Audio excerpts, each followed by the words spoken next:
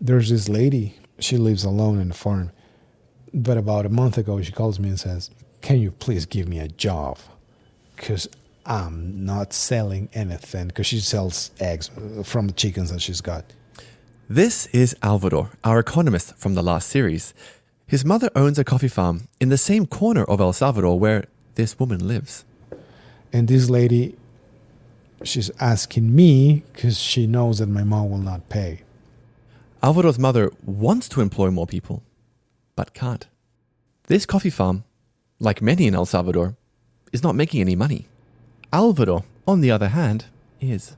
I'm a financial analyst for a multinational company, but I have always worked in banks and just been a little cog in the big capitalist machine. It's just that's all. When this woman calls him and asks for a job in his mother's unprofitable coffee farm, he's torn.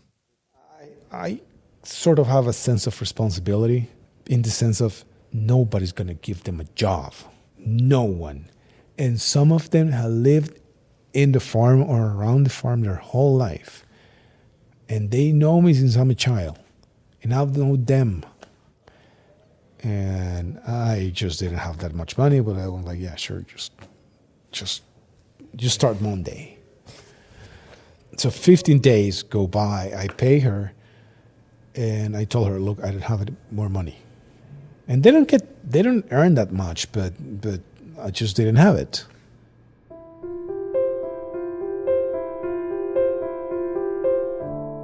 Trump is building a wall because this woman and tens of thousands like her can't find work.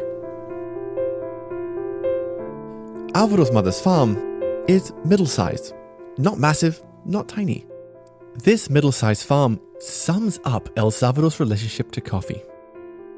It did well for a long time, and then it collapsed. And the future is looking bleak. And deep in this story is our economist, Álvaro. He holds the key to saving this farm. And I'm trying to stay in coffee in one way or another. It's difficult. And there are thousands of Álvaros who could bring coffee back to El Salvador and give Trump fewer reasons to build a wall. But they're not. And I'm going to show you why.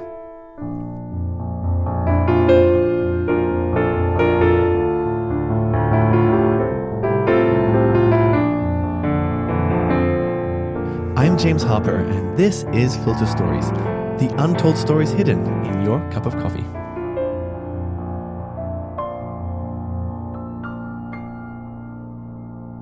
To understand why Álvaro doesn't want to be in coffee today, we have to go right back to the beginning of the farm.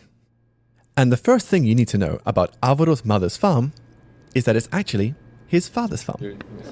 Wait, I just wanted to show you something. When we sat down for an interview, one of the first things Álvaro shows me is a picture on his phone. Okay, this is my father's grave. Do you read Spanish? Yeah, I can read Spanish. Yeah. Okay. Álvaro's father came from a poor working class family. He had 6 siblings. But he eventually becomes a lawyer, a rare example of social mobility in this country. And in the late 50s, Álvaro's father and grandfather plow their savings into a sizable chunk of land. My dad's farm used to have a soccer field. And they employed enough people to have 2 sides playing against one another. It used to employ around, at least, in the worst of cases, about 20 people year-round, like fixed. This farm is emblematic of El Salvador's coffee sector. They both peak in the late 70s. But just a few years later, Álvaro's father's farm and the coffee sector begin their march downwards. The country is gripped by civil war, and Álvaro's father passes away. He died in the early 80s. Yeah, a long time ago. So my mom inherited the farm, and she knew nothing about the farm. She had been there like 3 times. But to his mother's credit, she does a pretty impressive job. She keeps the farm alive throughout the 80s during the Civil War. She survives the global coffee price crash of the early 90s. Her boys grow up. One becomes a doctor in America. The other, Álvaro, is an economist. But in the late 90s, the heat gets turned up one more time. And so there was a price crash in the early 90s. Yes. That was a bad one. And then there was a price crash in the early 2000s. Yeah, that's the one I remember more vividly because that's when my mom she went broke. What's that story?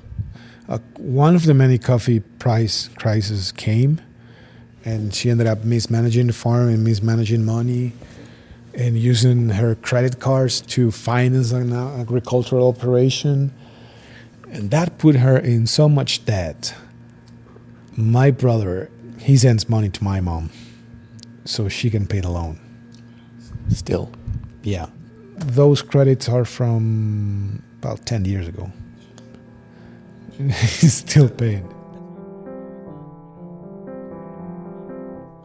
The early 2000s is the time when making money from coffee in El Salvador gets a lot harder. You see, back in the 70s and 80s, coffee prices were quite high because of an agreement amongst coffee-growing countries that limited supply. But in the late 80s, this broke down. And then, 10 years later, Vietnam came out of nowhere to become the second largest coffee producer in the world. They flooded the market with cheap beans. Nowadays, to survive, in El Salvador especially, you need to be quite business savvy. I think that the future of the coffee industry in this country is pure differentiated coffee. Think organic or specialty coffee, the one at the top. And to succeed, there's one thing you need above all else. But to do that, you need capital. Álvaro's mother's farm looks like what many farms look like in El Salvador, which haven't received investment in decades. He tells me this story. I was with my wife. We had just married.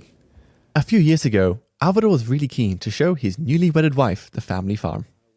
I was with Chus.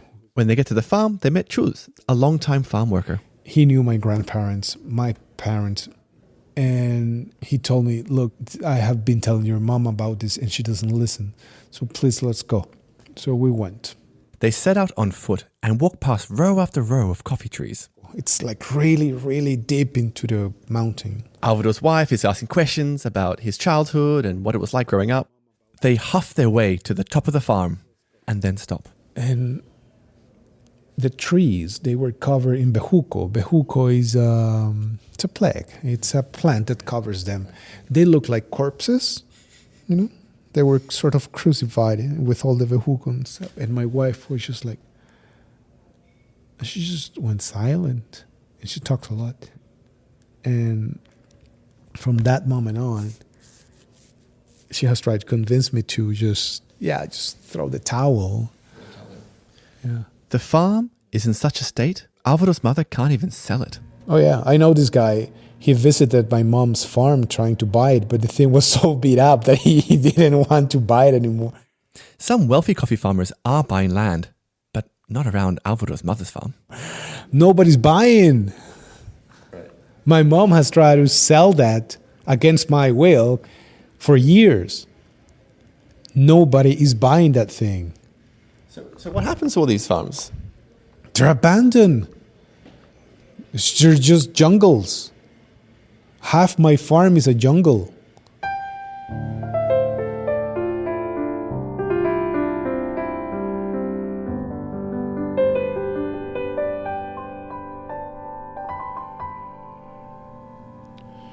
One day my mom's gonna die and I'm gonna inherit the farm. That will be my last chance to sort of rebuild it.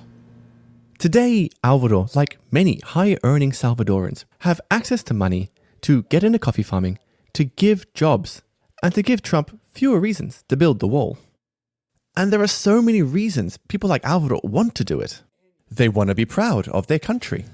It's an engine, not only for economic growth, but it's part of your identity. It's part of being Salvadorian. It's great for the environment. Obviously, shade-grown coffee is environmentally relevant. And this matters because El Salvador is the second most deforested country in Central America and the Caribbean. We're second behind Haiti. Coffee farms might also help against the gangs. It gives you a job, it keeps you busy, it keeps you out of the gangs. And then there's the other side. Coffee growing today in most countries is so unprofitable banks aren't interested. They don't lend to coffee growers anymore. They think it's too risky. And I understand that. For them, it's not a charity, it's a business. And for bankers, and they won't do it. But this shouldn't be a problem for Álvaro because he's been a banker most of his life. He knows what to say to get a loan. The key that's holding him back from investing in his father's farm is climate change. There's this scientific study that said that by 2050, climate change will be so harsh. In 31 years, you will only be able to grow coffee from 1,500 meters up. That will make it impossible for my farm to grow coffee because I'm at 1,300. And the amount of land that will be suitable for coffee in El Salvador will just a small percentage.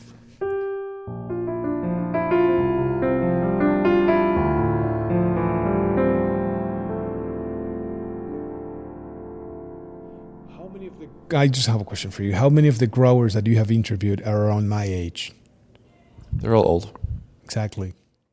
So during our interview, I mentioned to Álvaro that I met many older coffee farmers who owned small farms. They didn't want to give up, despite literally living on rice and beans. But there were some younger farmers too, and they were eager to continue. And I told Álvaro that, frankly, I think they're naive. They don't see it from the financial. They're very idealistic about they don't see the realities. Sorry. My little observation strikes a nerve with Álvaro. It reveals how hard it is for him to remove coffee from his life completely. It's about seeing it as a business, but I say that, but I say it because I also try to convince myself and to detach myself. Do you know what I mean? Oh, so you saw yourself in my comment. I saw a younger version of myself in your comment. And there's a part of that that's still here inside. And I just try to get rid of it, and it's hard.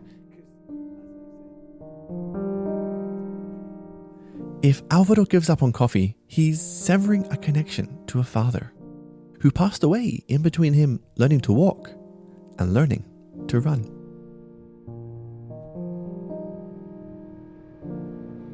It's what I grew up in.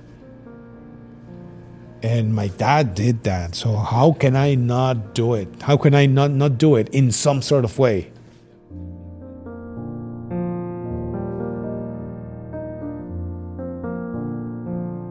Álvaro has since told me that he will keep the farm, but he's going to invest a considerable amount of money diversifying it away from coffee. Cocoa for chocolate, timber, pulses, vegetables. Crops that can better handle climate change. And the woman who called Álvaro asking for a job, she has since found the job in a neighboring farm. But those younger, poorer farmers I mentioned earlier who wanted to stay in coffee, they are still in a pickle. But the good news is that there are coffee roasters who buy directly from these younger, poorer farmers. And I've made a list of them. You can find it at marginalizedfarmers.org. I use the term marginalized because these producers don't have very much money and as a result don't have many options. So roasters who buy from them directly offer them a sustainable price, and that helps them invest in their farm and also give their kids a better education. I should also mention that these roasters aren't necessarily specialty coffee roasters, and marginalizedfarmers.org has nothing to do with fair trade. If you want a deeper understanding of the situation for marginalized farmers, I recommend checking out 2 series from Filter Stories, Big and Small in El Salvador and Is Your Coffee Building Trump's Wall? I couldn't decide whether to spell marginalizedfarmers.org with a Z or an S, Americans, Brits, so I got both websites. Thank you for taking the time to check it out.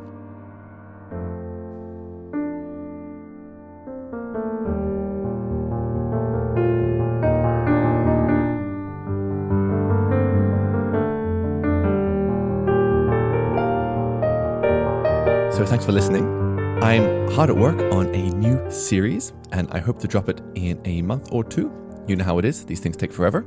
But in the meantime, I wanted to recommend this cool podcast player I came across called Castbox. The reason I recommend it is because, well, for one, it's very easy to use. Like the Apple Podcast player, you never knew when a new episode dropped. And Spotify is, even worse. And the other cool thing, so Castbox has this community of people and they all discuss their favorite shows. And it helps me learn more about you because I can see what other things you like to listen to. So I see that listeners of Filter Stories are also listening to, for example, the audiobook of Karl Marx's Communist Manifesto. Does that mean I'm a communist? Does that mean you're a communist? Are we communists? Whatever. But what that tells me is that you are very socially aware, conscientious listeners. So yeah, check out Castbox. There's a link in the episode description. I want to give a shout out to Dom Edgley for mixing the piano music. He's a Berlin-based sound professional. If you need a sound guy, you can find him at domedgleysound.com. And the Filter Stories logo was created by Headquarters, a branding and packaging design team. You can find more of their work at headquarters.studio. Thank you so much, and until next time.